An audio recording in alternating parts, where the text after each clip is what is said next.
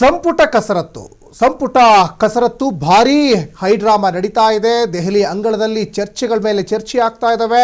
ದೆಹಲಿಯಲ್ಲಿ ರಾಜ್ಯ ಸಚಿವ ಸಂಪುಟ ವಿಸ್ತರಣೆ ಯಾವಾಗ ಅನ್ನುವಂತಹ ಬಿಸಿ ಬಿಸಿ ಚರ್ಚೆ ಆಗ್ತಾ ಇದೆ. ವರಿಷ್ಠರ ಜೊತೆ ಸಂಪುಟ ವಿಸ್ತರಣೆಗೆ ಈಗ ಮಾನದಂಡದ ಬಗ್ಗೆನೂ ಕೂಡ ಚರ್ಚೆ ಆಗ್ತಾ ಇದೆ. ದೆಹಲಿಯಲ್ಲಿ ರಾಜ್ಯ ಸಚಿವ ಸಂಪುಟ ವಿಸ್ತರಣೆಯ ಮಾನದಂಡ ಏನು ಹಾಗಾದ್ರೆ?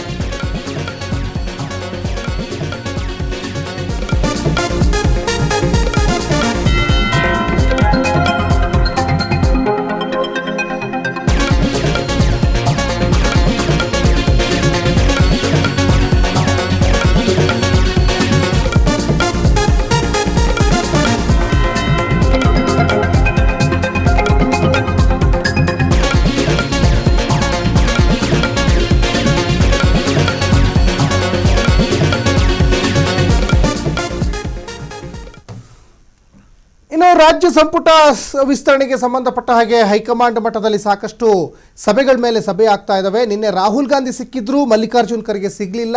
ಕಾರಣಾಂತರಗಳಿಂದ ಅವರು ಬೆಂಗಳೂರಿಗೆ ಬರಬೇಕಾಯಿತು. ಈಗ ಮುಂದಿನ ಚುನಾವಣೆಯನ್ನು ಗಮನದಲ್ಲಿಟ್ಕೊಂಡು ಸಂಪುಟ ವಿಸ್ತರಣೆಗೆ ಹೈಕಮಾಂಡ್ ಈಗ ಚಿಂತನೆ ನಡೆಸ್ತಾ ಇದೆ. ದೆಹಲಿಯಲ್ಲಿ ರಾಜ್ಯ ಸಚಿವ ಸಂಪುಟ ವಿಸ್ತರಣೆ ಕಸರತ್ತಿಗೆ ಸಂಬಂಧಪಟ್ಟಂಗೆ ಒಂದಿಷ್ಟು ಫೋಟೋಗಳನ್ನು ಗಮನಿಸ್ತಾ ಇದ್ದೀರಾ. ವರಿಷ್ಠರ ಜೊತೆ ಸಂಪುಟ ವಿಸ್ತರಣೆಗೆ ಮಾನದಂಡದ ಬಗ್ಗೆ ಚರ್ಚೆ ಆಗ್ತಾ ಇದೆ. ಮಾಜಿ ಮುಖ್ಯಮಂತ್ರಿ ಸಿದ್ದರಾಮಯ್ಯನವರು, ಹಾಲಿ ಮುಖ್ಯಮಂತ್ರಿ ಡಿ.ಕೆ. ಶಿವಕುಮಾರ್, ಕೆಪಿಸಿಸಿ ಅಧ್ಯಕ್ಷ ಬಿ.ಕೆ. ಹರಿಪ್ರಸಾದ್ ಜೊತೆಗೆ ರಾಹುಲ್ ಗಾಂಧಿ, ರಣದೀಪ್ ಸಿಂಗ್ ಸುರ್ಜೇವಾಲಾ ಇವರ ನೇತೃತ್ವದಲ್ಲಿ ಒಂದು ಸುತ್ತಿನ ಮಾತುಕತೆ ಆಗಿದೆ.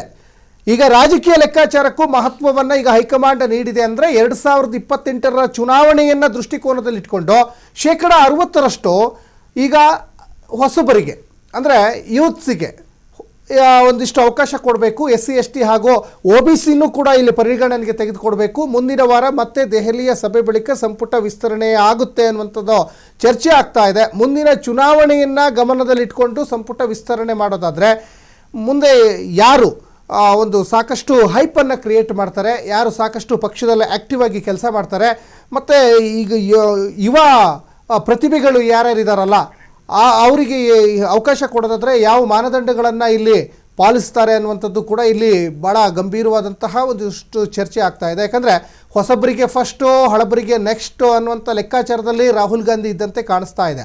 ಆಲ್ರೆಡಿ ಡಿ.ಕೆ. ಶಿವಕುಮಾರ್ ಸಂಪುಟಕ್ಕೆ DKಶಿ ಸೇರಿದಂತೆ 12 ಜನ ಸಂಪುಟಕ್ಕೆ ಸೇರ್ಪಡೆಯಾಗಿದ್ದಾರೆ. ಎಲ್ಲರೂ ಕೂಡ ಹಳಬ್ರೆ. ಅಂದರೆ ಸಿದ್ದರಾಮಯ್ಯನವರ ಸಂಪುಟದಲ್ಲಿದ್ದವರೇ, ಯತೀಂದ್ರ ಸಿದ್ದರಾಮಯ್ಯ ಒಂದು ಬಿಟ್ಟು ಇನ್ನು ಉಳಿದಿರುವಂಥ 20 ಜನರಿಗೆ ಹಳಬ್ರು, ಹೊಸಬ್ರು, ಬೇರೆ ಪಕ್ಷದಿಂದ ಬಂದಂಥ ನಾಯಕರುಗಳನ್ನು ಆಯ್ಕೆ ಮಾಡಿ ಅಳೆದು ತೂಗಿ ಲೆಕ್ಕಾಚಾರವನ್ನು ಹಾಕಿ ಮುಂದಿನ ಚುನಾವಣೆಯನ್ನು ದೃಷ್ಟಿಕೋನದಲ್ಲಿ ಇಟ್ಕೊಂಡು ಈಗ ಸಂಪುಟಕ್ಕೆ ಸೇರ್ಪಡೆ ಮಾಡಿಸುವಂತಹ ಸಾಧ್ಯತೆ ಇದೆ. ಅದರಲ್ಲಿ ಸಾಕಷ್ಟು ಜನ ಹೊಸ ಮುಖಗಳಿದ್ದಾವೆ. ಪ್ರಿಯಾ ಕೃಷ್ಣ ಇದ್ದಾರೆ, ಇನ್ನು ಧ್ರುವ ನಾರಾಯಣ್ ಇದ್ದಾರೆ, ಮಂಥರ್ಗೌಡ ಇದ್ದಾರೆ. ಇವರೆಲ್ಲರೂ ಕೂಡ ಕಾಂಗ್ರೆಸ್ನ ಭಾಳ ಹೊಸಬರು. ಜೊತೆಗೆ ಒಂದು ಆಕಾಂಕ್ಷಿಗಳು ಕೂಡ ಇದ್ದಾರೆ. ಅವರು ಕೂಡ ಆಕಾಂಕ್ಷಿಗಳಿದ್ದಾರೆ.